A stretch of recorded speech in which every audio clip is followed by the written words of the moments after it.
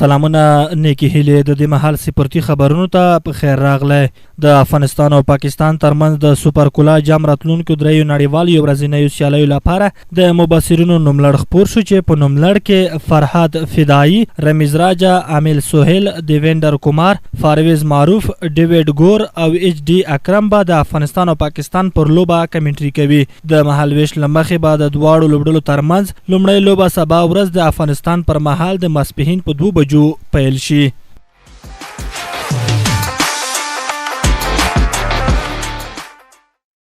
د منځنۍ اسیا د 18 کلنو فوټبال سیالیو په لړ کې افغان ځوانانو قرغیزستان ته 3-0 ماتې ورکړه. دغه سیالي چې د تاجکستان په کوربه‌توب ترسره کیږي پکې د دغه هیواد سربیره افغانستان، ازبکستان او ایران لوبډلو ګډون کړی. ټاکل شوی چې یادې سیالۍ د اګست میاشتې تر 28 پورې دوام وکړي. افغان کرکټ ملي لوبډله سریلانکا کې د خپلو بهرنیو او ملي روزونکو تر نظر لاندې د پاکستان پر وړاندې لوبو لپاره پر خپلو تمریناتو بوخته ده. د کرکټ ملي لوبډله به پاکستان سره د یو ورځنیو سیالیو لوبلړۍ لومړۍ لوبې په موخه سبا د سیالۍ ډګر ته ښکته شي. د دواړو هیوادونو د کرکټ بورډونو چارواکي د یادو لوبلړۍ لپاره د پوره چمتووالي خبره کوي.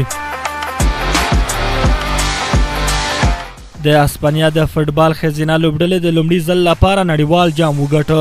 د 2023 میلادي کال د ښځو د فوټبال نړیوال جام پیلوبه چې د اسپانیا او انګلستان لوبډلو ترمنځ د استرالیا په سیدني کې ترسره شوه د اسپانیې په بریا پای ته ورسېده.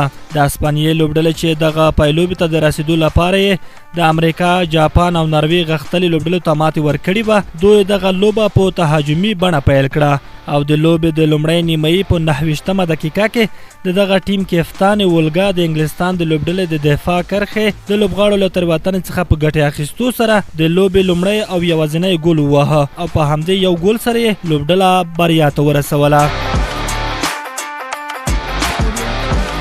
هند کرکټ بورډ د اسیا جام سیالیو ته خپله لوبډله اعلان کړه چې لوبډل مشر یې روهیت شرما او په نورو لوبغاړو کې ویرات کوهلی، سوریش آیر، کیل راهول، تیلکا ورما، ایشان کیشن، سورکومار یادو، هاردیک پانډیا، اکشر پاټیل، جاجیجا، ټاکور، کلدیپ، محمد شامی، سراج، کرشنا او بمرا شامل دي.